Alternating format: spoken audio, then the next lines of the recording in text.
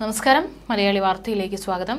കേരളത്തിൽ ആണവ നിലയം സ്ഥാപിക്കുന്നതുമായി ബന്ധപ്പെട്ട് പ്രാഥമിക ചർച്ചകൾ പോലും നടന്നിട്ടില്ലെന്ന് വൈദ്യുതി മന്ത്രി കെ കൃഷ്ണൻകുട്ടി പറഞ്ഞുകൊണ്ട് ഇപ്പോൾ രംഗത്ത് വരികയാണ്.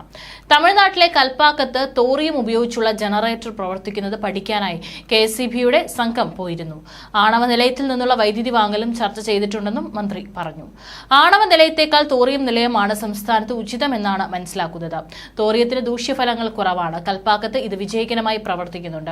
ഇത് സംബന്ധിച്ച് ചർച്ച ചെയ്തിട്ടുണ്ട്. കേരളത്തിന് പുറത്താണെങ്കിലും നിലയം സ്ഥാപിച്ച് വൈദ്യുതി വിഹിതം വാങ്ങാം.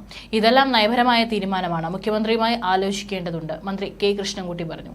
KSEB ചെയർമാനും സംഘവും ന്യൂക്ലിയർ പവർ കോർപ്പറേഷനുകളുമായി കേരളത്തിൽ ആണവ നിലയം കൊണ്ടുവരുന്നത് സംബന്ധിച്ച് ചർച്ച ചെയ്തെന്ന വാർത്ത മന്ത്രി നിഷേധിച്ചു.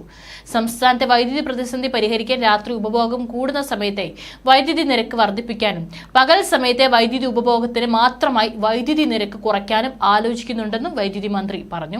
ഭൂരിഭാഗം വീടുകളും സ്മാർട്ട് മീറ്ററുകൾ സ്ഥാപിച്ചു കഴിഞ്ഞു. ഇതിനാൽ തന്നെ ഓരോ സമയത്തെയും വൈദ്യുതി ഉപഭോഗം കണക്കാക്കാൻ സാധിക്കും. പകൽ സമയത്ത് വൈദ്യുതി ഉപഭോഗം കുറവാണ്. രാത്രിയിലാണ് ഏറ്റവും കൂടുതൽ വൈദ്യുതി ഉപഭോഗം ഉണ്ടാകുന്നത്. ഈ സാഹചര്യത്തിൽ ഉപഭോഗം കൂടുന്ന പീക്ക് സമയത്തെ വൈദ്യുതി ഉപയോഗം പരമാവധി കുറയ്ക്കുന്നതിനായാണ് ഈ നിരക്ക് വർദ്ധിപ്പിക്കുന്ന കാര്യം പരിഗണിക്കുന്നതെന്നും മന്ത്രി പറഞ്ഞു.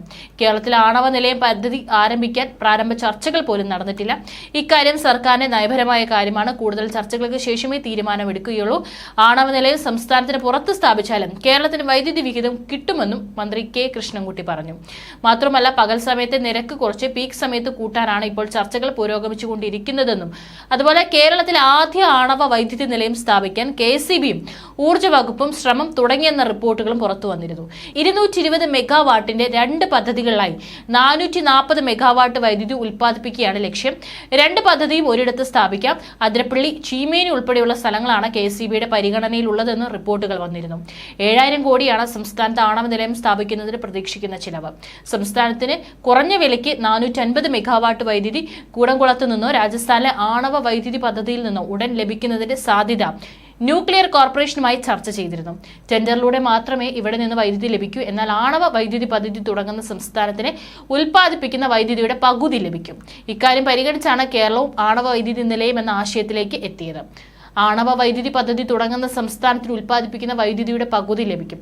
ഇക്കാര്യം പരിഗണിച്ചാണ് കേരളവും ആണവ വൈദ്യുതി നിലയം എന്ന ആശയത്തിലേക്ക് എത്തിയത്.